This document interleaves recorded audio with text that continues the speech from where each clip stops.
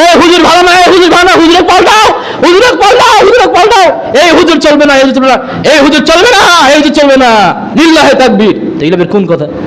একটু ভুল গেছে, হ্যাঁ একটু ভুল, হ্যাঁ ঠিক আছে, ঠিকই ভুল গেছে, ভুল গেছে, কি কয় এই হুজুর চলবে না, এই হুজুর চলবে না, এই হুজুর চলবে না, এটা পাল্টান, এই হুজুর পাল্টান, এই হুজুর পিছনে নামাজ পড়ো না, দাঁড়াই যায় ফের বসে দিতে নামাজ, এই হুজুর নামাজ পড়বো না, পড়বি নামাজ, পাল্টান হুজুরকে, পাল্টান, পাল্টান, এত ভুল কেন হুজুর করে, পাল্টান, আইবা দাঁড়াই দাঁড়াই ফেরবে, পাল্টান, পাল্টান, মানে একদম একদম মানে কি যে করতে আসছে, একদম পাল্টান,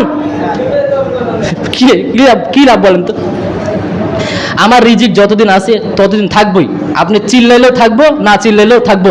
ওমা মিন দাব্বাতিন ফিল আরদি ইল্লা আলাল্লাহি রিজকুহা।